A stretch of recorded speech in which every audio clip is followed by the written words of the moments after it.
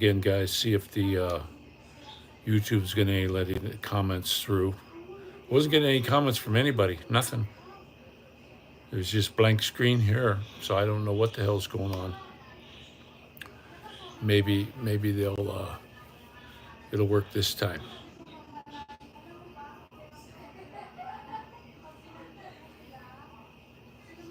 We'll give it a whirl anyway.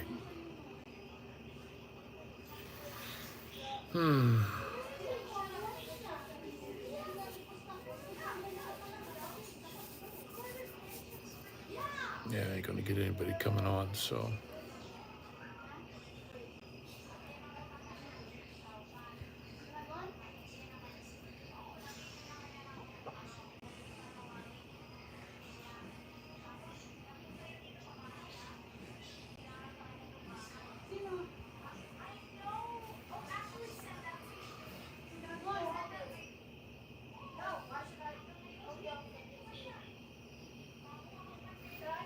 There's somebody. Who's on there? I figured I'd give it a try again, see if my comments will come through, but if no comments come through, there's no sense in me staying on here. I can't just talk to nobody. So I don't see any comments yet, so let me know who you are. There's 3. Anybody want to try to leave a comment? I'm not seeing anything here. I don't know why YouTube digs with me so much.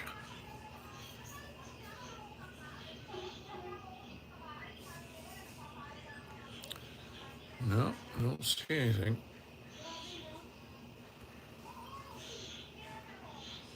They're not going to let the comments through, guys. I don't know what the hell's going on here again. I hate that. I just, it's no good for me to sit here and just talk to myself, unless I hear from you guys.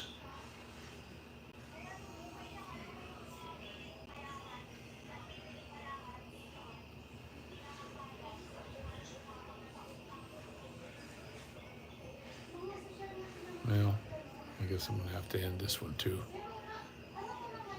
For some reason, I don't know why. I don't know why none of these will come through.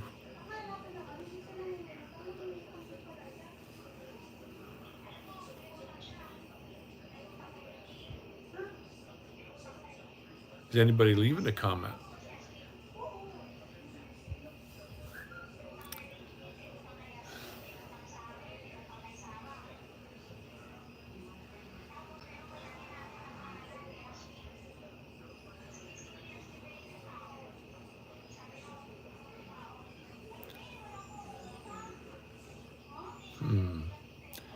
I see I got 4 people on there, but nobody. Is anybody commenting? Say hey.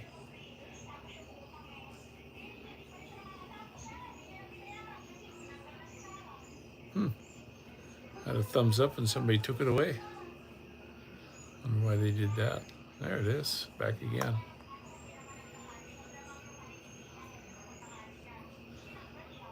Well, I guess YouTube isn't going to allow any of the comments through again. I hate when they do that to me. I don't know why they pick on me so bad. But I watched that. I was at the chemo thing the other day, and they had me in a whole different area, different nurse. And they have these little TV screens that come up, and they got movies on there. And they had Bill and Ted's Excellent Adventures when they're old guys. And they had they had a daughter of peace. That was absolutely the most horrible movie I ever seen in my life. It was absolutely rotten. I don't know how they got Keanu Reeves to do it. That's how bad it was. And I couldn't shut it off. Once it started playing on this little screen, I couldn't get rid of it. So I had to watch it all the way through. And I just couldn't believe how bad it was. And Keanu Reeves looked like he was in the grave. His face was all messed up. And just a really stupid movie. I didn't like it. I didn't like it very much at all. So, but I'm done with, I guess they told me I was done with the chemo now. I don't have to get it anymore, which is good, because that's a lot of trips over there. I got to get kidney biopsy yet. And then what's the other thing? Oh, a scan. They want to do one of them full body scans, and I told them I can't lay in that machine for too long, so they want to get an anesthesiologist and knock me out. I never used to be like claustrophobic or anything, but I guess I never had cancer before either. So,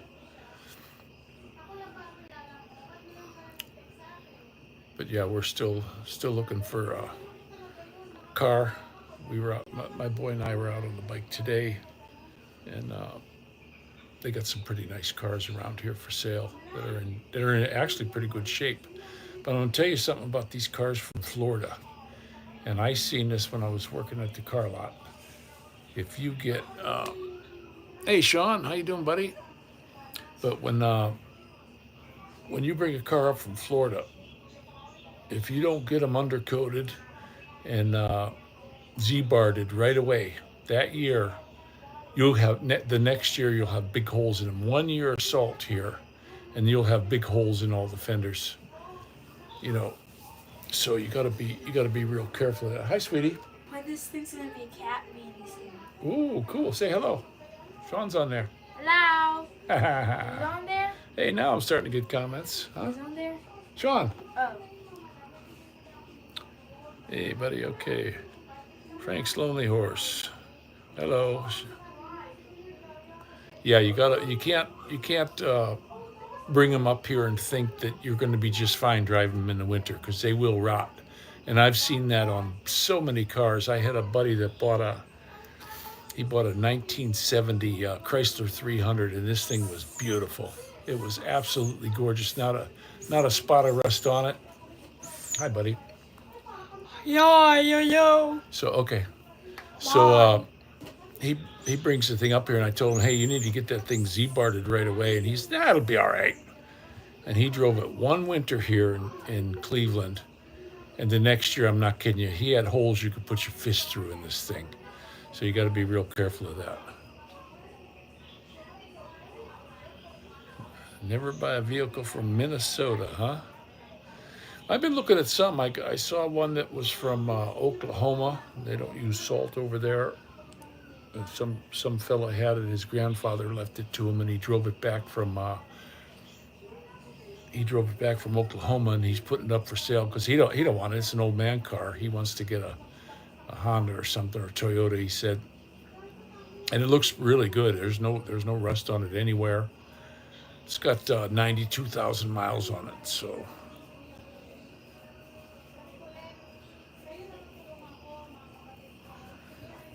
Yeah, some of these cars, you know, I've been looking at a lot of them. There's some people here that want crazy prices for stuff. You know, I looked at one Ford van, and the damn thing was just all ratted out all along the rocker panels and everything. The guy wanted 15,000 for it. I was like, damn. You know, those Fords, they'll really rot out if you don't keep them real clean. I had one, and I used to go in there every spring and wash it all out. I'd get it up there and just spray all the salt off of everything, and it stayed in real good shape for a long time. Hey, Hammer. How you doing? Yeah, I was on here before, and I couldn't get any comments through. YouTube was blocking me again, so I decided to come back on and see, and it's working good. It's working good now. I'm starting to see comments now, so that's really cool. So, but yeah, you guys, if you see that movie called, you know, Bill and Ted's Excellent Adventure with when they're adults, it's, gosh, that was absolutely the stupidest, raunchiest movie I ever seen in my life, and it had really weird looking people in it too. I mean, everybody looked weird. Even Keanu Reeves looked weird, and I don't get it. The only one who looked normal was George Carlin, and he ain't around no more. But crazy, that's for sure.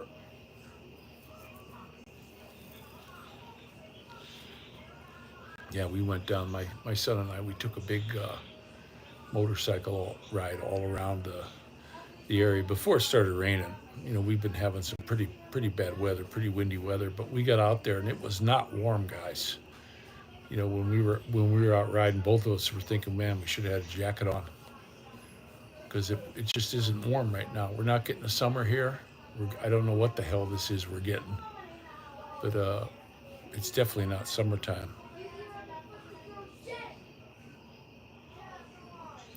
Let's see, Sean. Let's see. I watched a live last night. What's that, Sean? I don't know what you mean. Oh man. Excuse me. Yeah, I've been starting to look in earnest for vehicles, and we cruised around on the bike and went and looked at a couple of them that were close in the area. Some of them, when they show the pictures, they'll show the pictures all blurry, and when you get there, they got big rust holes all over in them. That one looked like a pretty good car. I thought, boy, this would be a nice one. I'm going to go look at that one. But the pictures were blurry. And I thought, well, that's kind of crappy. They ought to know that it's a bad picture and not put it up. So we decided to go over there because it wasn't too far from here. It was only like 6 miles from here. So we shot over there and looked at that car. And I'm not kidding you. It had rust holes in you could stick your fingers in. All up around the wheel wells was shot. I says, you ought to put some good pictures and let people know, because I wasted all my time coming over here. I don't want anything with rust all over it. Guy was like, well, it's still a pretty good car. I'm like, yeah, I guess. But I didn't even stay more than a couple minutes because it was pretty crappy. And the price he wanted for a rust bucket, I thought that was a lot. Some of these guys, when I start hearing guys saying, hey, this car is better than new, that's when you run away. That's when you get away from those guys, because there's nothing better than new. Hey, buddy, come say hi. Say hello. My little Mr. Goofy guy. Say aloha. Aloha. There you go. My little Geronimo. Oh, yeah, I watched that one, They Live, with Rowdy Robert. Hey, John.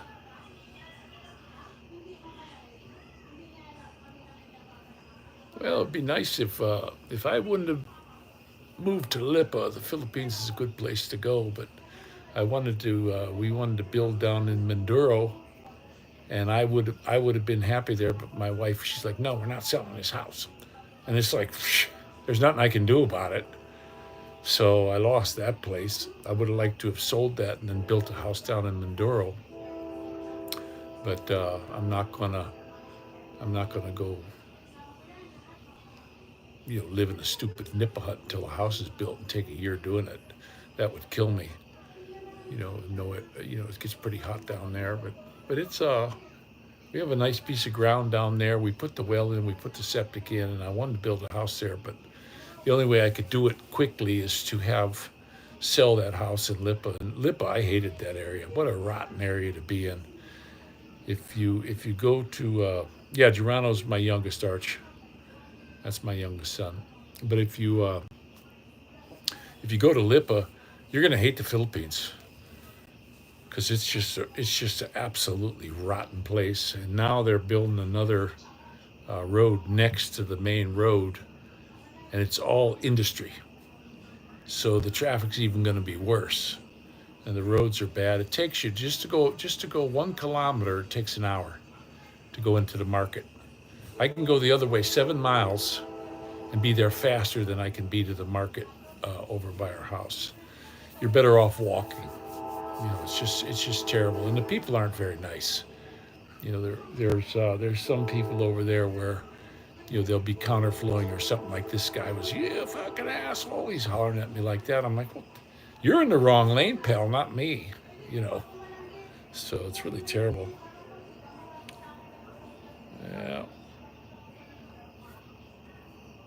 Yeah, little Geronimo. He's my youngest. Let's see, what do we got? Sally Matt Poe. All right. Hey, there's our buddy Ronald.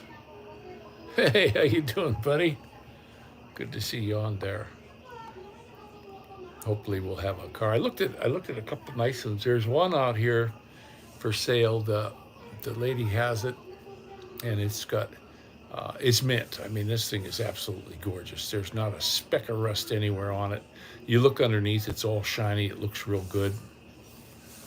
The only problem is the air conditioner don't work. And she doesn't know what's the matter with it now. It could be a fuse, could be nothing. I don't know. It could be the clutch. And you never know how much that's going to cost you when it comes to an air conditioner. It could cost you $5 or it could cost you 1,000. So, but I'll figure that one out if I get it.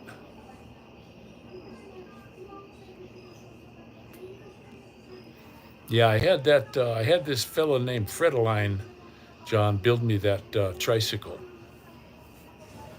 And I'll tell you what, that was that's everything I wanted, because the first tricycle I had was like a Laguna style, and I didn't like that thing very much. And then I had another one. Then this one I designed it myself, and I showed the guy. I said, "Can you build this?" And I drew a picture of what I wanted. He says, "Yeah, I'll build anything you want." And he built it, and that was a damn fine tricycle. I'm telling you, heavy, but real good tricycle. I love that thing, but had to let it go.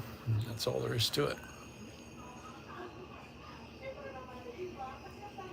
And I had blinkers on it, and it was pretty nice. I had all the stuff on it. I had real nice headlamps on it. I took it for some night rides. It was a lot of fun. Threw the kids in it and the wife, and we went out at like 2:30 in the morning and just raced around town. It's nice when there's no traffic. You could see everything. So we had a pretty good time. I liked that tricycle. But it needed that tricycle, it would have been nice if it had like a 400. If I could have got one of them 400cc bikes and put that tricycle on it, that'd have been the perfect combination. I'd like to put a tricycle on this KLR I got here, but I can't believe how much these things are. They want like $6,000-$7,000 for a sidecar, and that's ridiculous. Absolutely ridiculous how much they want. And the one I want, it's a real nice sidecar, and it would be really good for the wintertime, but they just want too much for the damn thing. Okay. And they want to put it on. They won't let you install it yourself. You have to send the bike to them, and they have to install it on your bike. Well, I ain't going for that. And then they still want $6,000 some dollars, $6,800 for this little tiny tricycle. That, come on, there's nothing to it. So I was a little bit bummed. I would have liked to. It would have been real nice to have a tricycle on this bike, and I could drive it in the wintertime. Put some knobbies on it and just go. I don't care if it snows. I used to drive my other one up through the snow. I had a sidecar on that 650. Just a homemade one. Just a homemade job I made myself. And that was pretty cool. That was a real nice bike. Let's see, what do we got here?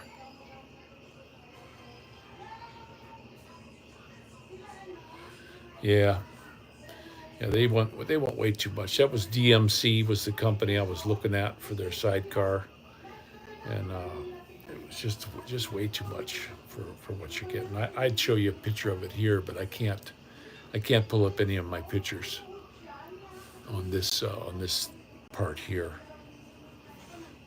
I don't think I can anyway. Yeah, see, there's nothing I can do here. Ah, well, that's the way she goes.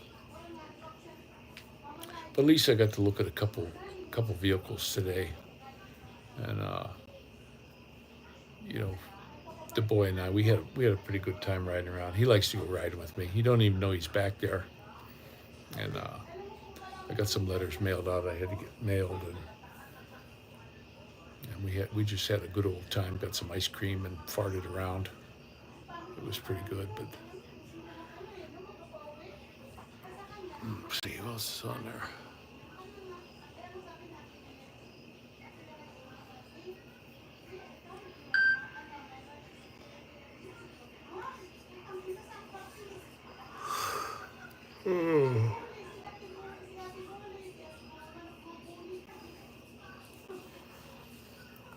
Yeah, if I had a welder, I wouldn't mind making my own sidecar for the Spike, something that the family can get in and we could putt around. I could go to the grocery store and put groceries in it.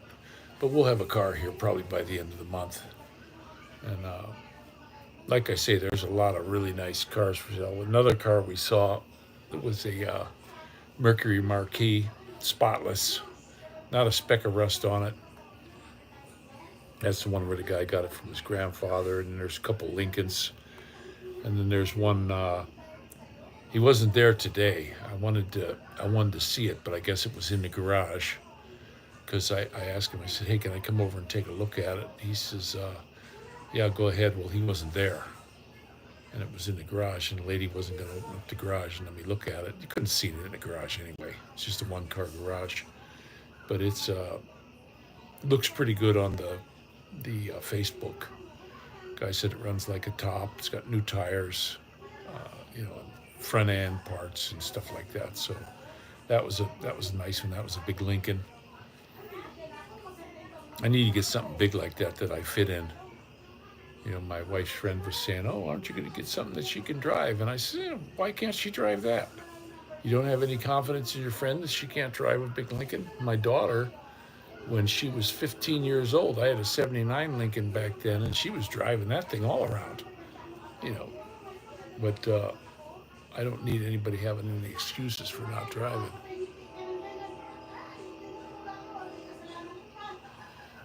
Yeah, any of these old cars too. I've seen some older cars. They want these ridiculous prices. I saw it. They had one on there. It was a '70 Oldsmobile, and the guy wanted like $45,000 for it. Well, you're never going to get that. You could put that up at an auction. Nobody would ever give you. It's not a collector's item.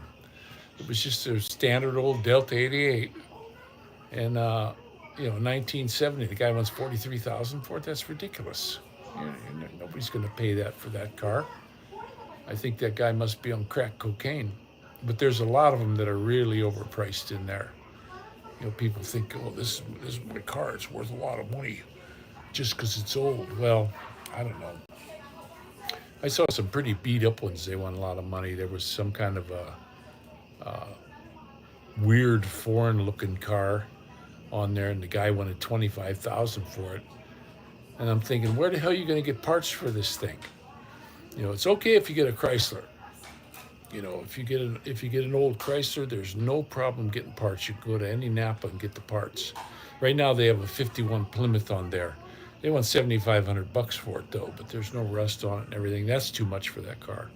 $5,000 would be a good price. Let's see.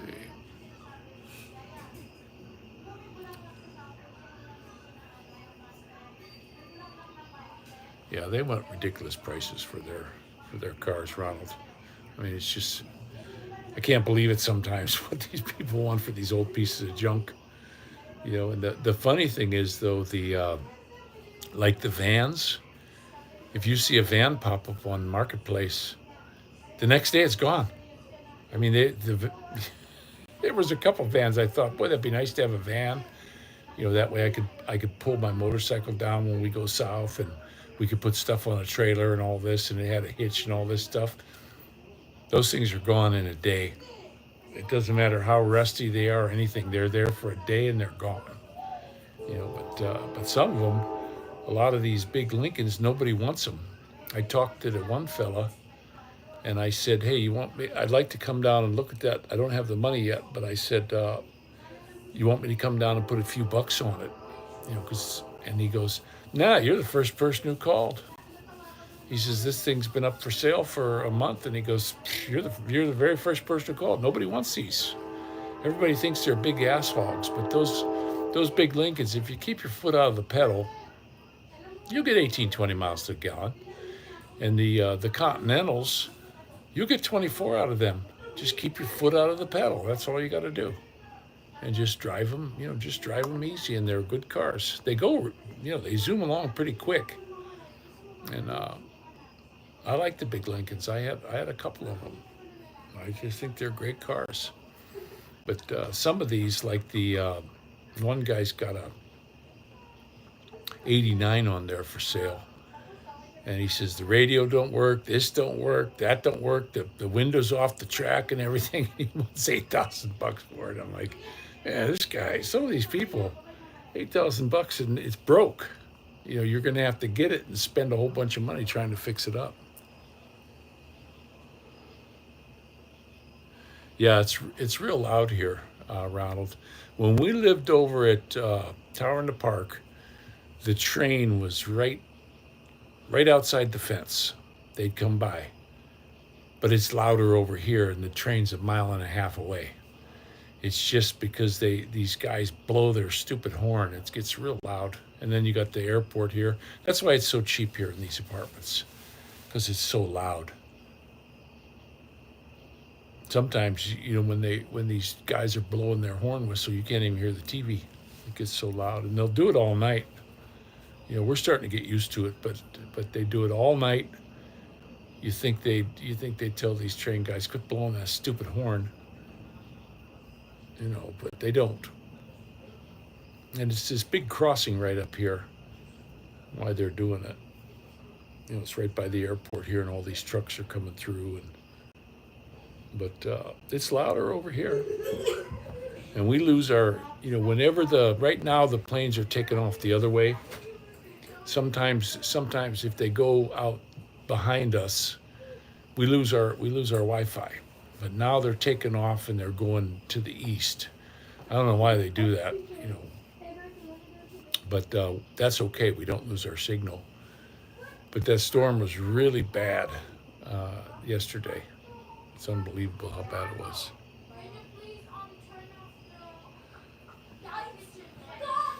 Yeah, we had a lot of roosters when I was over at Lipa.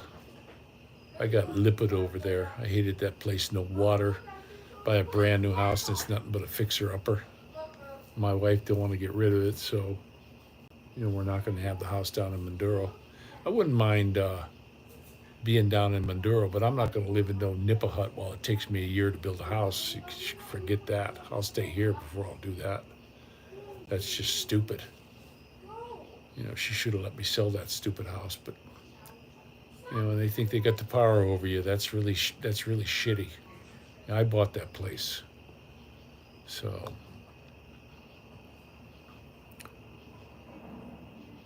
But I liked it a lot better down in Manduro. The people were nicer. You go into town, everybody's very friendly. You know, there's no traffic. You know, you could just drive straight into town. Just in one little small section, you get a little bit of traffic. You know, down around the boat yard, because a lot of people are getting off the boats and stuff. So you got traffic there, but we don't need to go over there unless we're going to get on the boat. And then you can go all the way the other way. And you can go to the other boat. There's another boatyard way. I think it's north of us. But we have a nice piece of ground. You know, Faye's uncle is putting durians on there. He's putting coconut on there, and he's taking care of the calamansi trees. We got a shitload of them calamansi trees. We got bananas, and he's going over there. If you go by the road, it takes you about 10, 15 minutes to get over to his house. But if you walk through the woods, he's right there. He's right behind us. But over there, when I was walking through the grass, I had shorts on. And when I come out, I had leeches all over my legs. The damn leeches are all in the grass. So you got to be real careful over there. Wear long pants.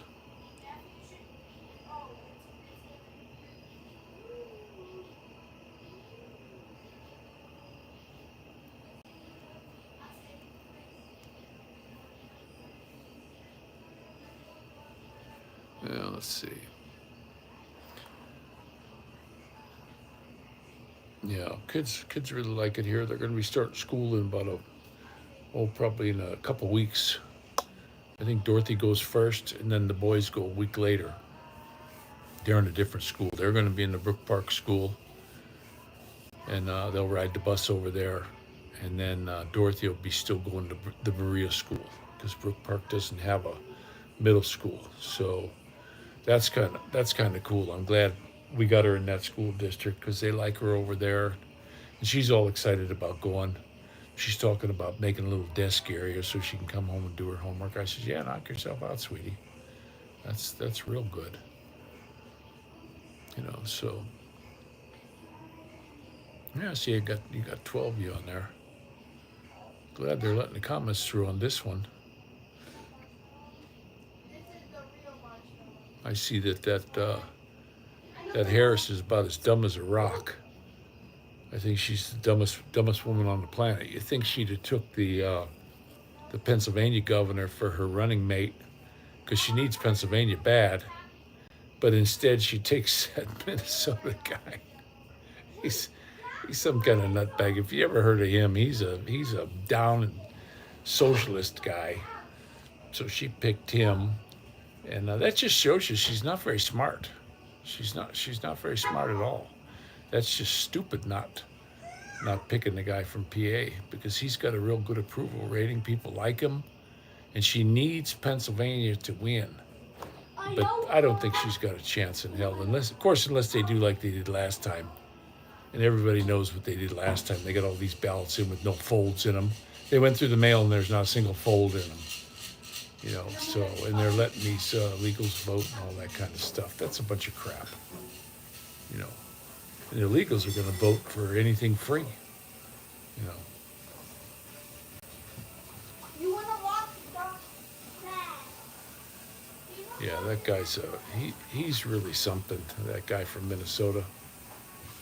If you listen to his speeches, he says, "Yeah, socialism, great. We got to do it." I don't get these people. It's never worked anywhere they've tried it. No matter where you go, socialism does not work. You can't take money off of people. If you want to give somebody money, that's great. That's one thing. But when you forcibly take money from somebody to give it to somebody else, nobody wants that. Nobody wants that. But they don't. These people don't care. They think, oh, it's going to work here. Everything's going to be hunky-dory. But I really don't think she's got a snowball's chance in hell of getting in. Like I say, unless they do what they did with Biden and Obama. Because Obama, I never even heard of that guy. Nobody even heard of him. Who the hell's that guy? And all of a sudden, he's got all these votes? Nah, they did the same thing they did with Biden. Okay.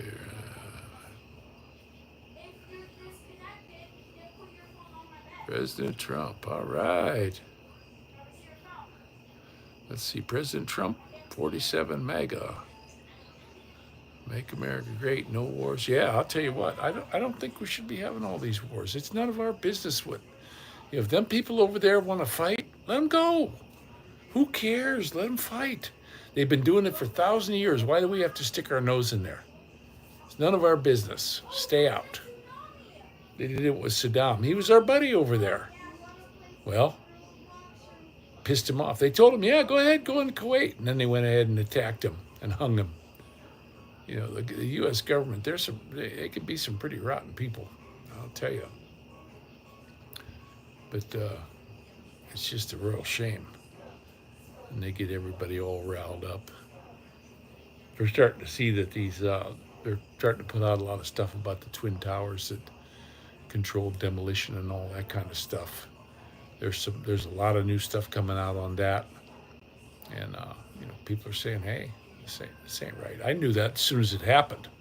The day that it happened, I says, come on, there ain't no way a building's going to fall down like that. Nowhere in the history of the world is a building. And then one, Building 7, wasn't even hit by a plane. And it fell into its own footprint? Come on. I saw right through that day one, and a lot of people got mad at me. They said, you're crazy, the planes hit them. I said, well, the planes didn't hit Building 7, and look at it fell down right in its own footprint. They were, you're crazy, the planes did it. That was from the gasoline melted old beams. I'm like, oh, brother. If people would just open up their eyes and look at stuff, then they would be able to see that, hey, this ain't what it seems to be just because the news tells you so. And the news is a bunch of liars. You look at CNN, NBC, ABC, MSNBC. They're all a bunch of. It's all bullcrap. You know, they all told you take the Jabba, take the Jabba the Hutt.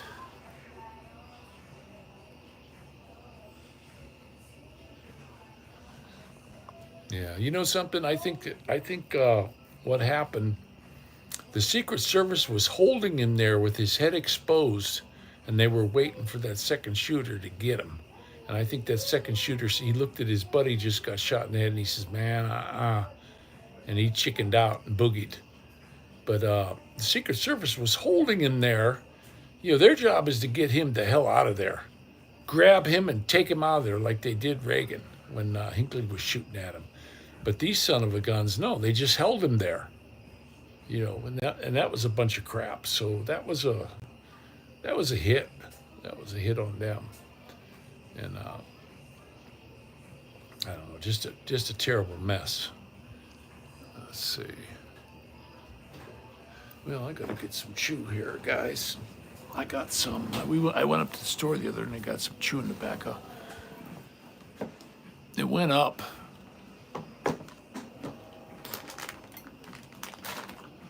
Oh my goodness.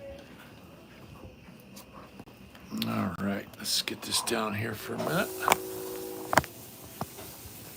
Ah, yummy. Love this stuff.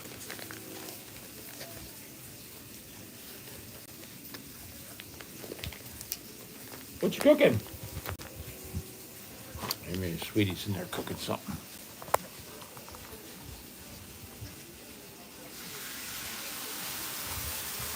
Anybody else got hit by a tornado? You should have seen you should have seen the devastation around here. We didn't get it real bad. But man, I was watching the news and there was areas over in Parma that really got hit bad. Trees that have been there for hundreds of years were knocked down. Roofs were gone off of houses. The big rec center for Brook Park, their roof was gone. It just took the roof right off. I know you got to have your windows open whenever there's a tornado. But like I said before, we had this, I don't know if it was a microburst or what the hell it was, but all of our ears in the house popped because the way the wind came in the house and went out so quickly. It was like a whoosh, like that. And man, it hit me real hard in the ears, and then our ears were ringing. All of us were like, holy shit, what was that? I think it was like a microburst right over top of us. And like I say, none of the planes were going out of the airport. I mean, they just had that thing just completely shut down for hours because the storm lasted. You know, the rain came down so hard. My bike was all the way in the back of the carport and it got wet. You know what I mean? That's how that rain was coming down. And you couldn't have stood up outside. It blowed you over. It was really a hard rain and very windy. And trees down everywhere, just a real mess. Yeah, well, that's the way she goes. So what else you guys got to say? You got anything out there? Got any questions for me? See, I got 6 on there.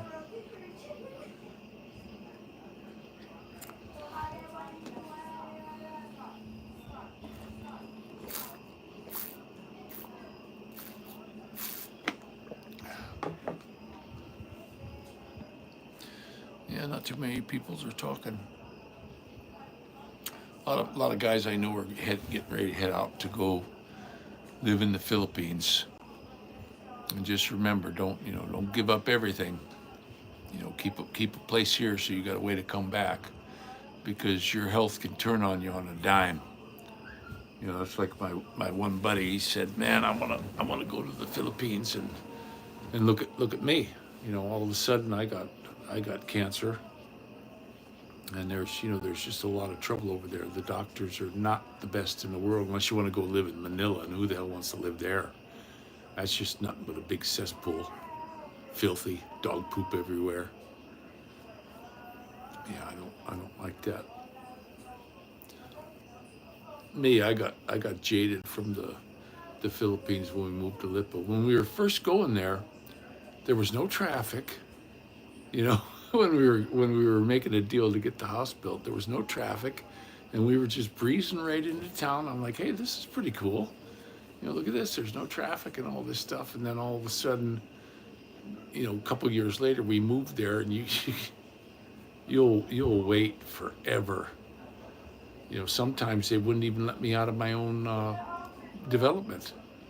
The people, they just scooch up there. They won't let you in. I say, come on, let me in. Nope. I wanted to go left. I'm not going to be in your way. And they won't. They will not let you in. Filipinos, man, they are masters of getting in the way. Let's see what we got there. Let's see.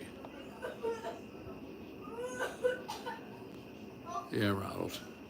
Somebody was telling me, oh, you don't want to move down to Alabama because they got tornadoes down there. Well, we got tornadoes here too. You know, it's just crazy. I'm not going to worry about living somewhere because something happens. That's just, to me, that's just totally stupid. They said, don't go down there. It's really bad. Well, you go, and no matter where you go to California, they got earthquakes, you know. You go to Arizona, they got that big caldera volcano gonna blow and kill everybody. You know, you go down south, you got, in Florida, you got hurricanes. You know, so I ain't gonna worry about any of that crap.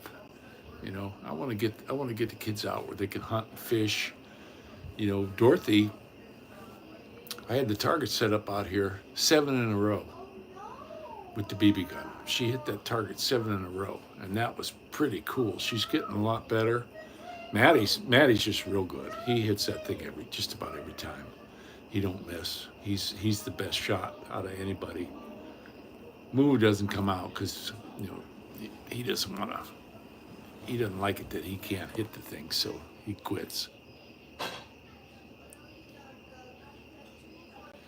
Yeah, they get tornadoes all over the place. I'm not going to worry about living anywhere. As soon as I'm done with all this stuff and our lease is done here, I'm heading down to Alabama. That's all there is to it. I don't want to do any more winters here.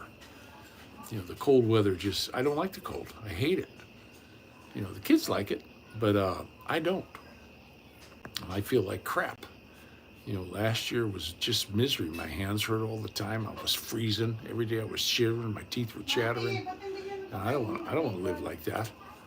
I like it where it's hot, and the hotter the better for me. I lived up in by the Mojave Desert, and that didn't bother me a bit. I lived in the Philippines. That heat didn't bother me a bit. I think I only had one day where it was just too hot in the Philippines. One day out of 11 years. So, hey, there's our buddy. Hey, Gary, how you doing? There's Island Tracker. Everybody say hi to Island Tracker. Yeah, I'm doing okay, buddy. Hope you got a nice ride in today.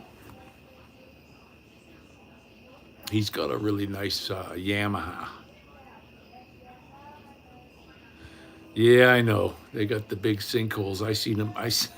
That's terrible when it just eats a house. You know, all of a sudden the dang thing just 4 houses go into a big hole. That'd be a bummer. Well, I think the kids are going to have a lot of fun hunting and fishing. I think that's going to be, that'll keep them out of trouble.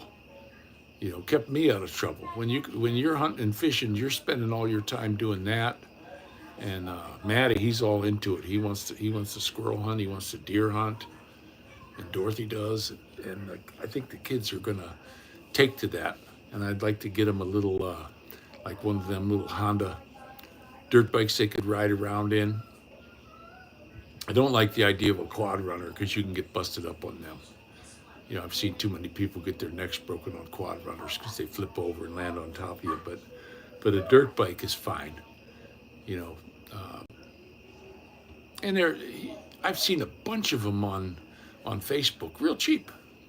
I'm sure when we get down south, I'll go on the Facebook marketplace and find a nice dirt bike for them for under $1,000.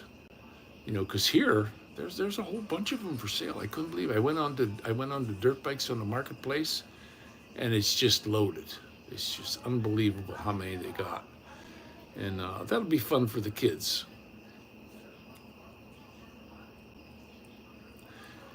Yeah, you got to watch them too because those guys, Gary, they won't put the oil in there.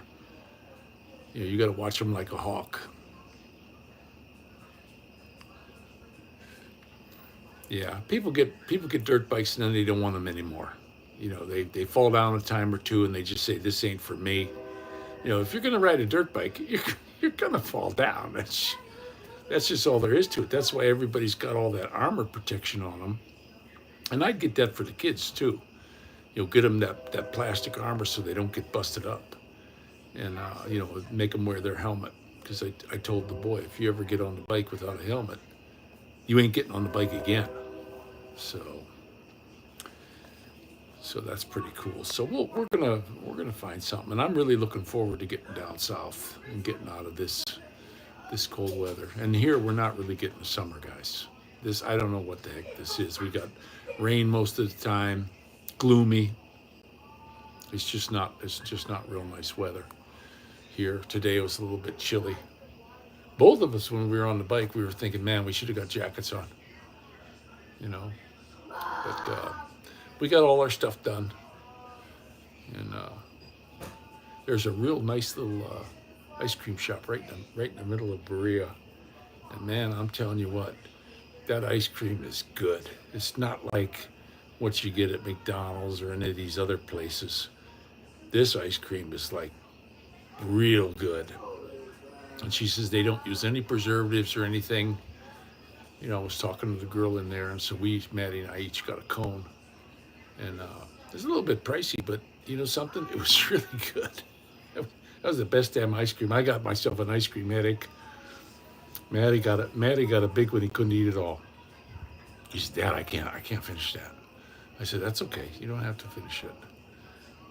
But we buzzed around on the bike, looked at some buggies, and hopefully I find something good. I'm not gonna grab the first thing I see. I'm gonna make sure I get a good car. I'm biased towards a Lincoln or a Mercury Marquis.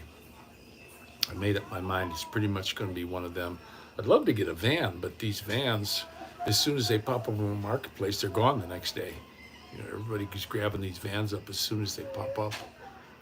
And there's some nice camper vans. There's a guy's got it's on a Ford chassis with a 460. And it's got everything in it. It's got Sleeps 5. It's in real good shape. It's an older one, but it's in really good shape. Guy said it runs like a top. It's only got 67,000 miles on it. And he says there's no leaks in it. The air conditioner works. Everything on it works. The tanks are all good. And he only wants $4,400 for it. And that would be cool, because then, and it's also got a hitch on the back, so I could pull the motorcycle behind me. And if we went down to Arkansas and was looking for a place, we could stay in that. Go to one of them places and just hook up to their water and electric and all that kind of stuff. And it's got a propane or electric refrigerator, decent sized one too, not a little tiny one. And I was looking at that thinking, boy, that's a nice buggy for $4,400. And I'd like to go take a look at that one, because sometimes the guy had really good pictures of it, and he sent me more too. He said, if you want more pictures, I'll send them to you. So I sent him a message. I said, hey, can you send me some more pictures? And he sent me a boatload of detailed pictures. This thing's in fantastic shape. There's no dents, dings on it or anything. He said, he took good care of it. So Arkansas, sorry about that, Ronald. Alabama.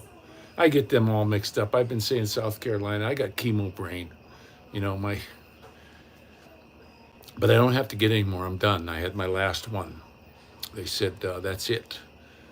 They don't have any more. I got to do a scan, and I got to do a kidney biopsy, because they want to make sure they don't know why my kidneys aren't coming back faster. So they want to do a biopsy on that and see what's up with them. I hope I don't have kidney cancer or some shit like that. But Arkansas, yeah. I don't know why I say Arkansas. Alabama. Greenbow, Alabama. Old Forrest Gump lives down there. Maybe we'll meet him. Maybe we'll see old Forrest Gump when I'm down there. And Jenny, I think she's dead. Sally Fields is too.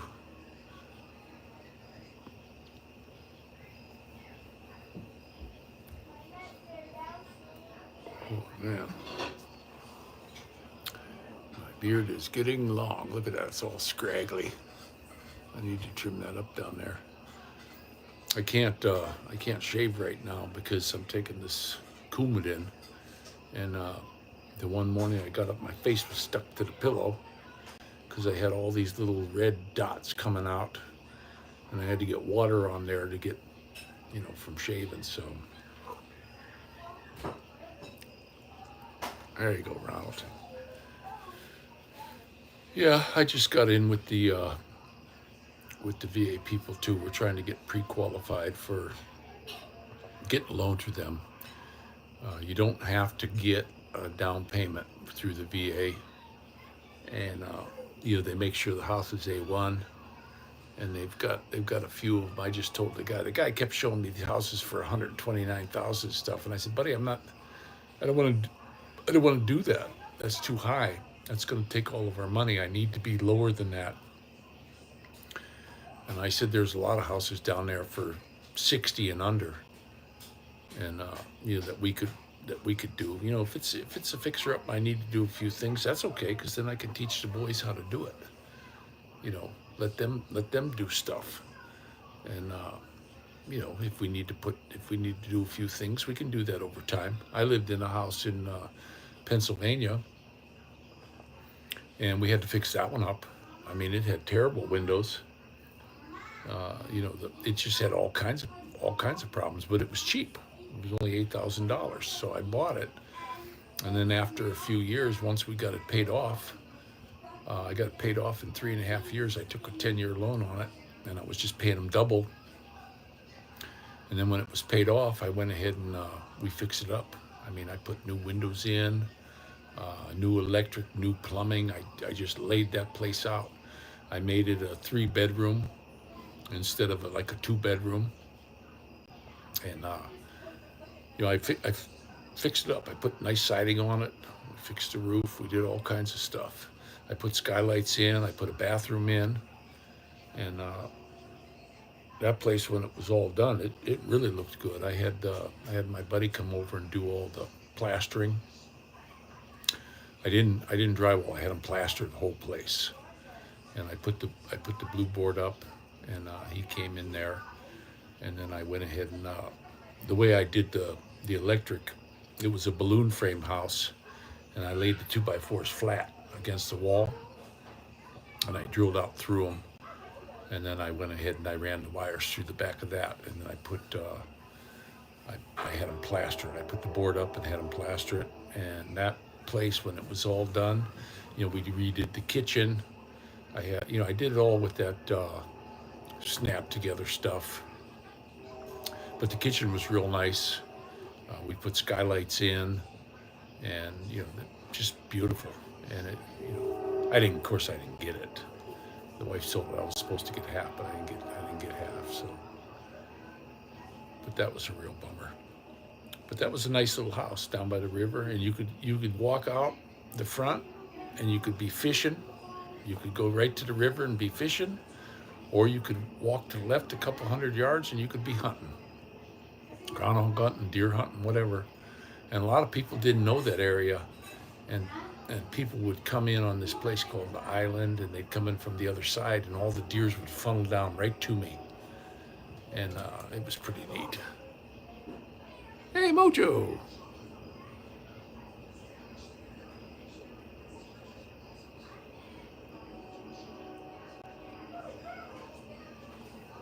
Yeah, I'm looking forward to getting down there. I wish I could go down there now. I wish all this stuff was done, the stem cell and all this was done. I got a lease here until next June, so I gotta sit out this place until next year, and then we're gonna go. Then we're gonna pack up and just head down there, and I think we're gonna have a much better life down there. And if I can find a house beforehand, I'll go buy it. Hey, handsome, Hello. how you doing? Say hello to everybody. Hello. My little curly-haired guy. We had big fun today on the bike. You don't even know he's back there when he's on the bike. He just hops on. He's pretty slick, and he loves to go riding with me. He's always saying, if I go somewhere, come on, I gotta go.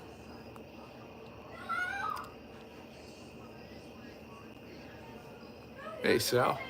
Hey, yeah, I feel a lot better. I'm still not 100%, and I kind of had a little bit of a relapse on my hands. My hands are numb again. I can't, I wanted to go do my center stand on the Kawasaki, and I couldn't do it. I just couldn't do it. So I'm going to have to get the dealer to do it, and then doing the oil change. I couldn't get my hands up there to get the plug loose. I just didn't have the strength in my hands to hold the ratchet. So, and it needs an oil change. I got to get that done. I've got the filter. I got all the stuff ready to go, and then I got that thermal bob. I got all that stuff's got to be put on. There's not much I can do, and I don't want the thing tipping over. If I had the center stand on it, then I could probably change the oil. But when it's leaning like that, I don't want the thing to fall over on me, and because that bike is really top heavy. I'm going to tell you right now, when you get one of those Kawasaki KLRs, they are top heavy. And when they start going over, there's nothing you can do to stop them. At least me. So you got to be pretty careful. But once you're on it and cruising, that's a great bike. I mean, it corners real nice.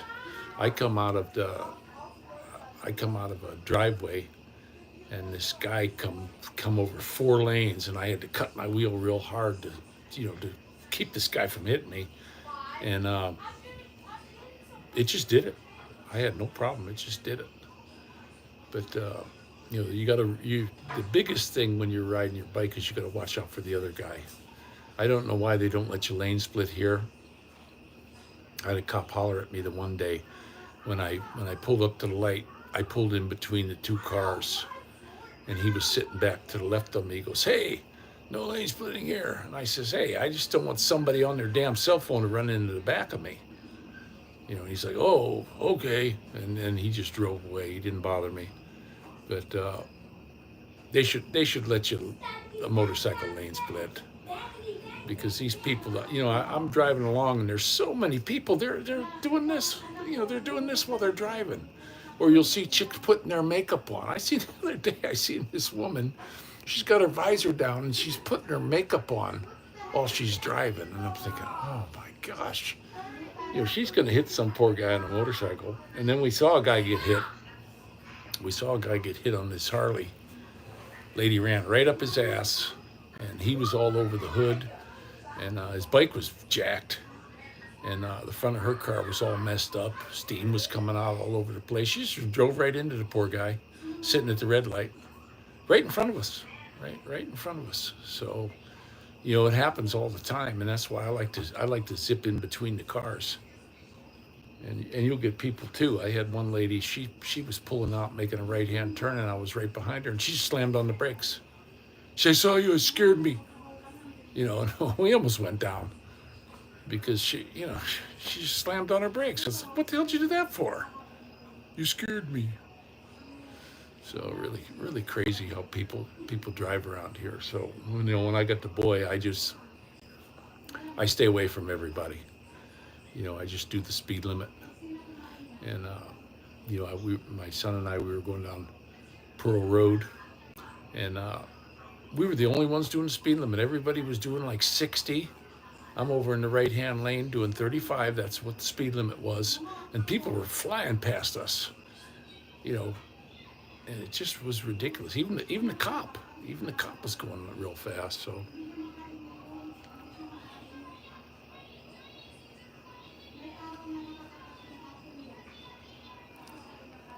yeah, you got to be real careful when you're riding.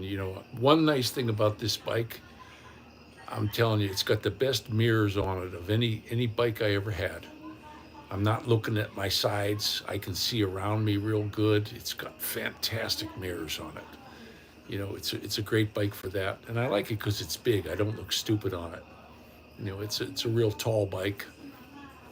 I think the seat is 37 inches, and I'm not having any problems getting on it anymore. And Faye loves it. She loves that bike. Whenever she goes for a ride with me, she says, "Man, I love this bike. This is great." And Maddie, we were coming up. I told him, "Hold on, we're going to zoom it," and we got her up to about 70, going up over this big hill. He goes, "Oh wow, Dad, that was cool."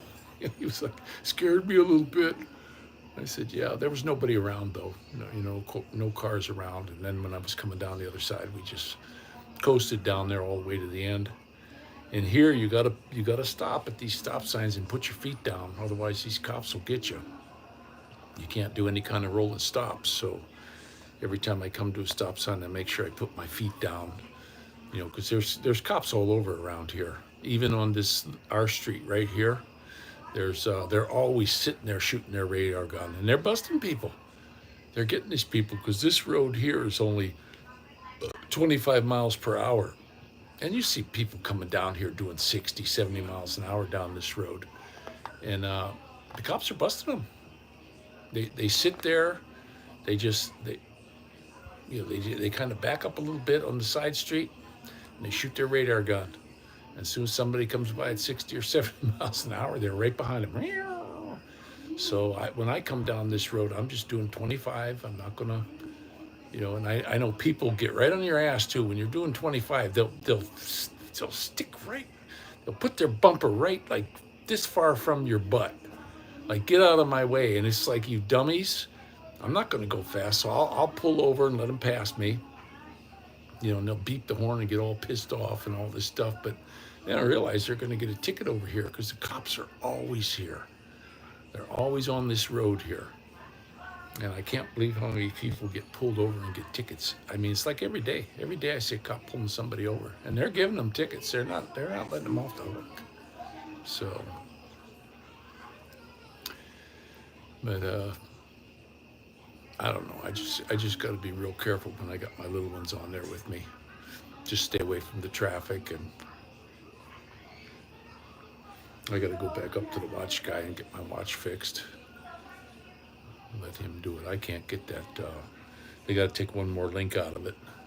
I'm skinny now, so none of my watches fit.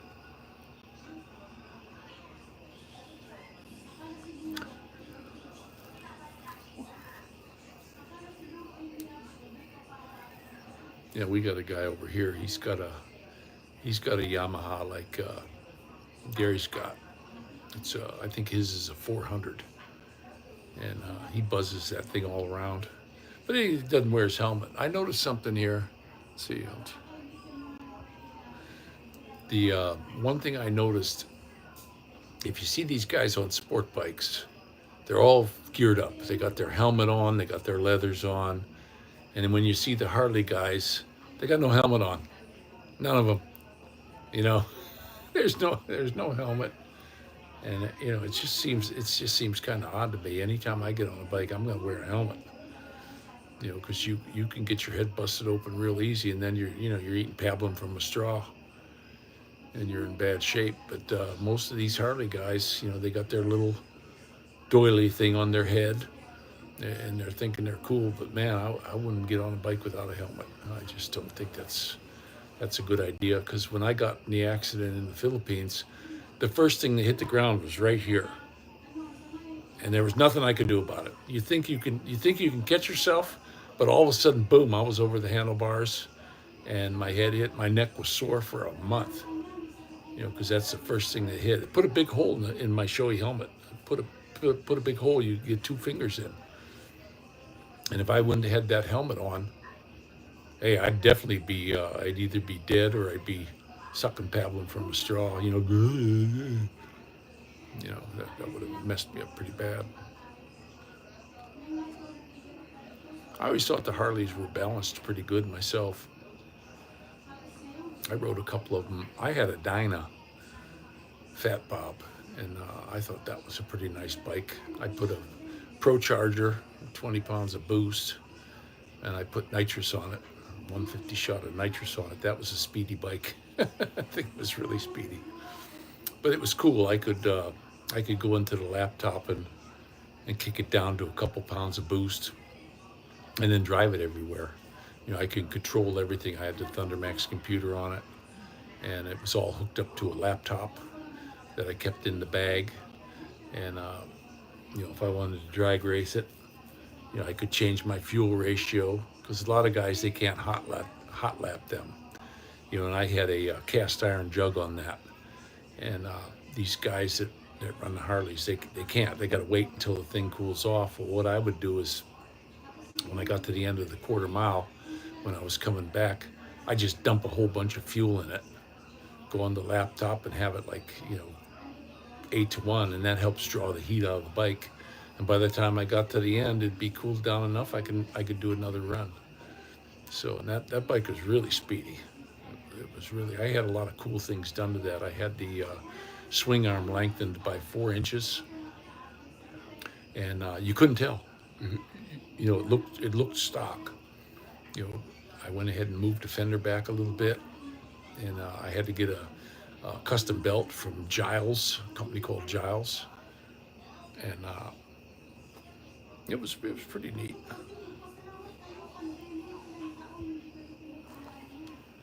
Yeah, I had a Sportster 883, and right from the dealership, I had them put the 1200 jugs on it, because the 1200 was $12,000 and the 883 was $8,000. But if you put the jugs on it, it was $1,500. So right there at the dealership, I had them put the 1200 jugs, and instead of having a 6-speed, I had a 5-speed, and that bike was pretty speedy. But it wouldn't do no 160. There's no way. You know, it was tapped out at about 110. That's all it would do. You know, with me on it anyway. Yeah, I like that little Sportster, but I looked big and stupid on it. I had real nice bags on the back of it, and I had the front end extended a little bit, and I had the back end raised up. But you know, when you put it on the kickstand, it was leaned way over like this. I had to get an extension on my kickstand. I just cut it, and we put a piece in there so that the kickstand would work. And then we welded that all up, and then everything was okay. But it was not good. It was leaning over for a while. But I liked that little bike. That thing ran like a top. I didn't have any trouble with it. I put 98,000 on it. Yeah, Harley does. You know what they're doing? They're catering to these old guys, and they're losing. You know, they got to start catering to these young guys. And then they built these stupid bikes they had for a while there. I went and looked at them. You know, they're 750 and all that, and they looked like crap. You know, Harley, they're really screwing up. You know, and when they got rid of Buell, that was a big mistake, because I loved my Buell. I had a Buell Ulysses. That was the finest bike I ever owned. That thing was just a wonderful bike. You know, it had the fuel in the frame, and it had the airbox was right up front. It had the exhaust was way down low. That thing was just balanced so nice. You could go around corners on that thing like crazy. But the first tire they gave me on it, man, that thing wore out in a couple thousand miles. And then I put Michelin Pilot 2s on it, and I could go through the canyons and stuff in California, and you just leave it in third gear, you know. And these guys on the Suzukis and stuff, they're shifting up and down all the time, missing gears. And that Harley, you just, you know, was just on and off the throttle. And you could lay it over. I scraped the pegs on that thing many a times, and it just never would let you down. I mean, it just hugged the road. That was the most fantastic bike I ever had. I know they talk about that Lawrence of Arabia guy. He said the finest bike was that Brogue Superior. And I think Buell made the finest bike in the world when they made that Ulysses. That's just a fantastic bike. I loved that thing. I hated to get rid of it.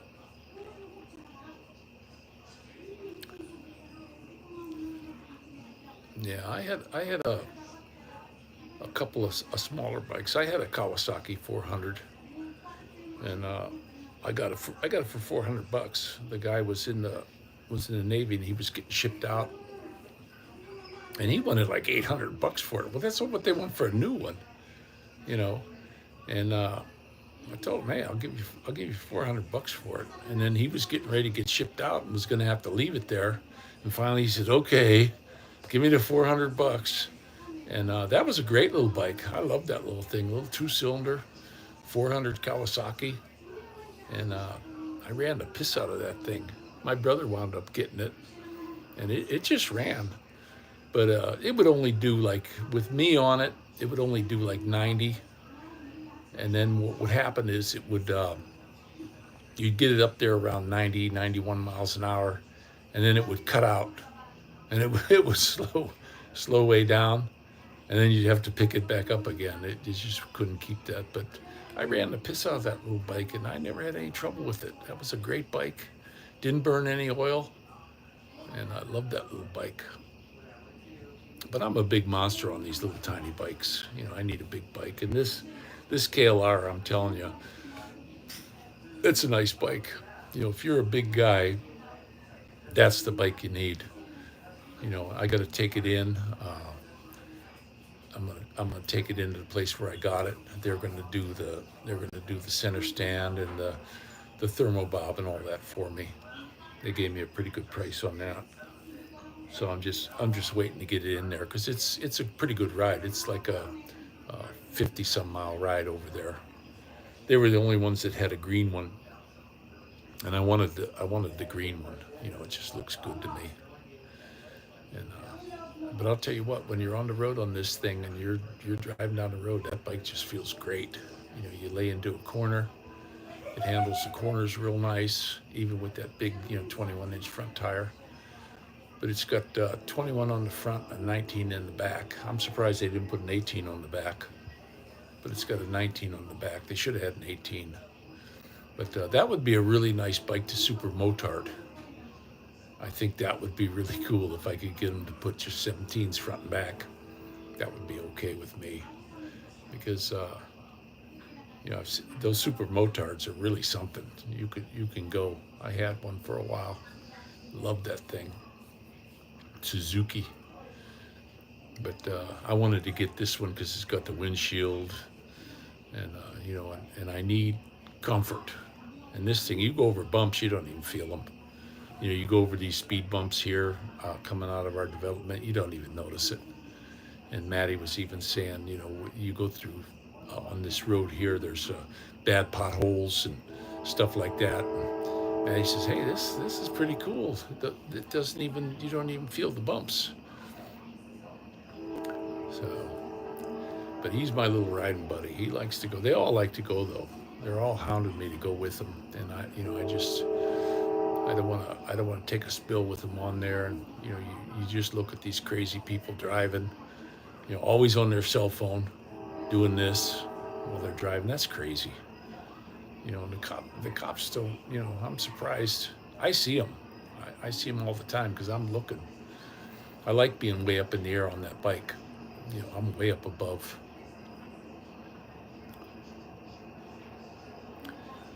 But that's the bike to get. If you're a big guy, that's definitely a good bike to get. But I know some people can't even get on them. It's just, it's kind of tough. They got an S model that's a little bit lower, and I sat on that one, but the seat was really bad. This one's got a real comfortable seat on it.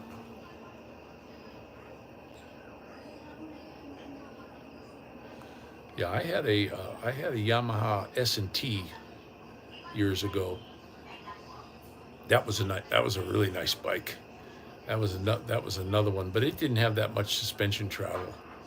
You could bottom that thing out real easy. I was a little bit too heavy for it, I think. But I liked that bike. I had it for a little while. But it was a Yamaha S&T. It was red, white, and blue. It was a nice looking bike.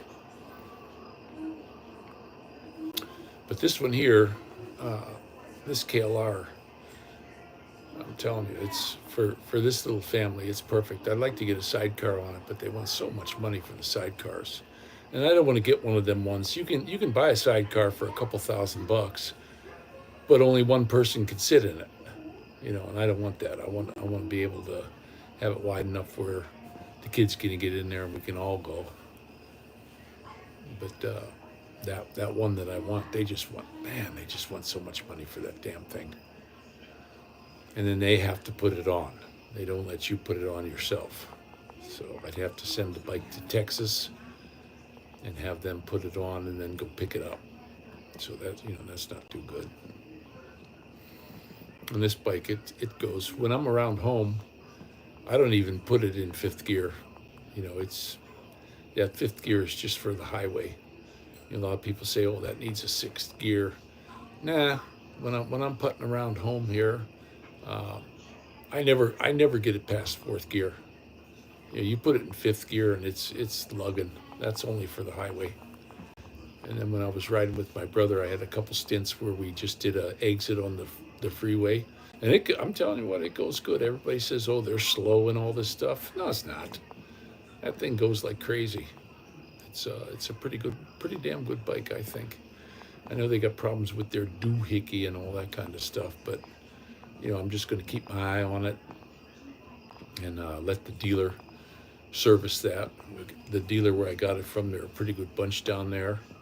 They're in Huron, and I just think it's a pretty good deal.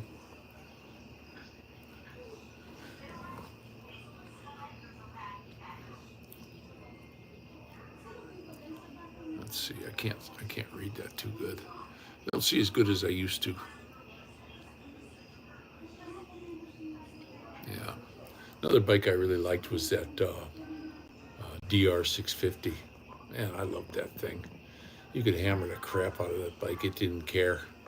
That was a dead reliable bike. If anybody wants to get they call it a good dirt bike, street, one that you can ride on the street, one you can take off on the trails, that's a bike to get. And then I had the Honda XR650. I had two of those. One of them, the guy, he went ahead and he put all the real good suspension on this thing, and man, he laid it out.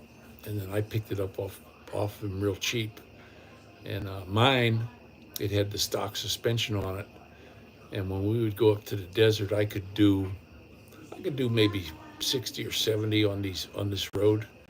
Well, shit, when I could do 90 when I was on this one that had the suspension all done. He had all the stuff on it: Öhlins, rear suspension, front suspension, and progressive springs and all that stuff. And that thing just floated.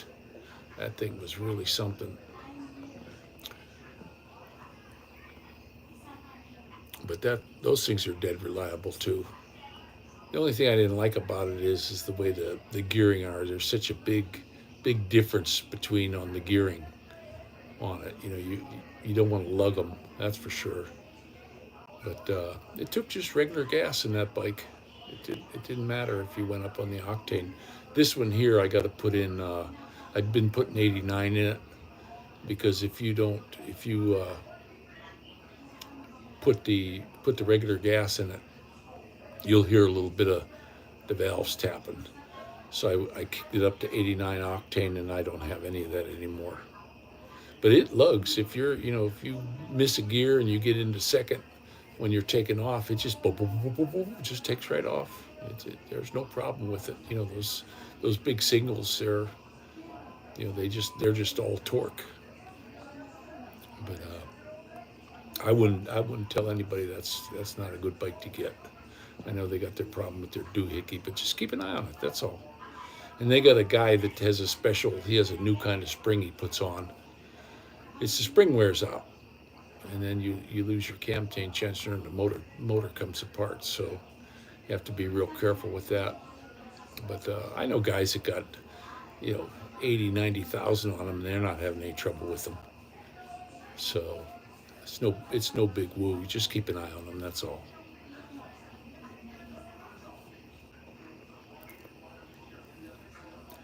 But as we get older, guys, we need comfort.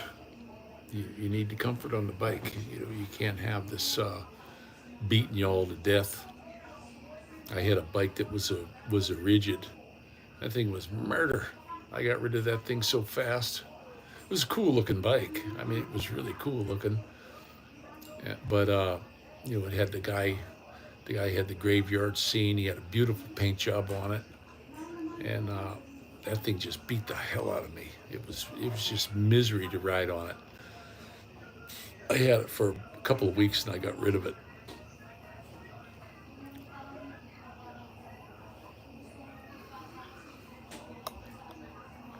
Yeah, there's still a few of you on there.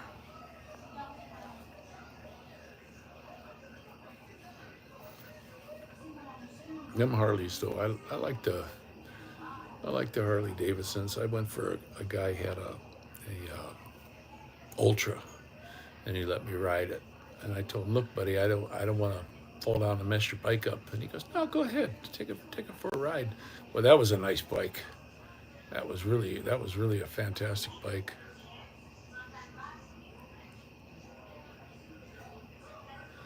All right, Muju, we'll take care. Talk to you again. But yeah, the Harleys I think they're balanced pretty good. I think they're a pretty nice bike. I don't like a lot of these guys that they pull the exhaust off and they make them real loud. There's a guy over here he's just got straight pipes on this thing and it's loud as hell. I don't like a loud bike. Somebody's saying, oh, you ought to take this off of yours and blah, blah, blah. Nah, I'm not going to do anything. I like that it's quiet. It's not real loud. I can come in here at night and I'm not setting off car alarms or anything. So I ain't into that loud bike. I bought that rigid one. It had straight pipes and first thing I did was I went in and I put mufflers on it. First thing I did, I went down to the bike junkyard and I said, hey, you got some mufflers for this thing? And the guy says, yeah, I think I do. And he went in the back and he come out and we put mufflers on it. And then it wasn't smelling all bad because the carburetor wasn't adjusted right. And then I went ahead and we got the carburetor tuned, and it ran pretty good. But I don't like them loud. I definitely don't like a loud bike. And there's a fellow over here, when he starts that Harley up, he's way at the other end of the development. When he starts that Harley up, we can hear it in here. It's so loud. And I just can't see that.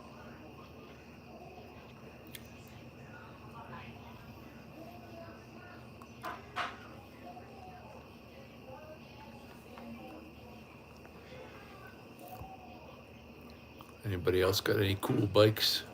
I love my motorcycles. When I was young, I couldn't afford a hot rod, so I got into bikes because they're a lot cheaper to make them go fast. And that's a lot of fun. I had a Honda 750 for a while, and I had a lot of nice bikes. I had some Honda 350s. I had a 450. Hey, handsome. What's up? Hello. Hello. Want to say hello to everybody? No. Yeah. Hello. Hello. My My hair's little crazy. handsome Maddie. Yeah, you got nice hair. Hi. You got real nice hair. It's getting nice and long. What? You're my handsome buddy, aren't you? I love you, Maddie. Yeah, he's my good boy. He's my ride motorcycle dude. And we didn't fall down today. That was good, huh? It's always a good day when you don't fall down on your motorcycle. And we had some ice cream. Yeah, we did. We had some ice cream, didn't we? Yeah, he gets a kick out of riding with me. I scared him a little bit when we went over the hill, and he dug that though. It's nice around here. There's not too much traffic. When I go into the town of Berea, there's a couple stop signs, but you got to make sure when you stop, you put your feet down because there's cops everywhere, and they're going to get you. They're going to get you if you do a rolling stop through these stop signs. And I don't need any headaches from the cops. I don't need any big tickets because I can't afford that. So I just stop at everyone and put my feet down and, look both ways and make sure. Faye and I, we do our grocery shopping that way. We put everything in the back sack and we make a couple trips to the grocery store. But come winter, we're not going to be able to do that. So having a car is going to be real nice. I'm going to if I get that big Lincoln, I'm going to have them Z-Bart it right away. There's a Z-Bart right up here on 130th Street. I'm going to take it in there and whatever it costs, I'm going to say, hey, undercoat this thing and Z-Bart it real good because I don't want it rotting out on me. I don't want a car full of holes. But I don't know. I'm thinking on that big Lincoln the lady's got.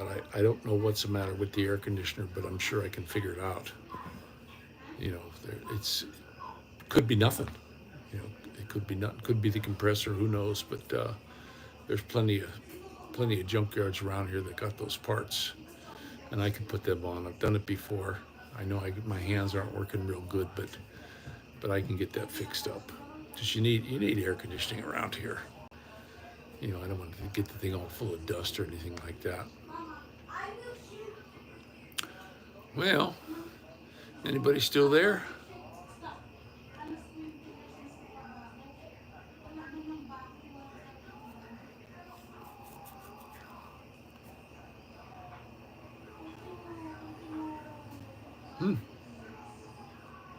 Nobody. Maybe YouTube's blocking me again from the comments. I hate when they do that. They kicked me off of YouTube I don't know how many times. One time I had 30 day. I was going over to my Al Gore Beach channel and putting stuff up, but nobody really came over there.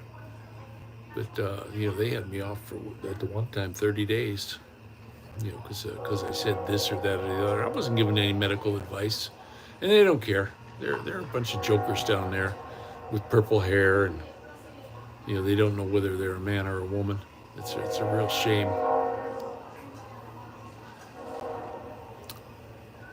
Well, there's still a few of you there. All right, I guess I'm gonna let you guys go. Not too much people are commenting, so.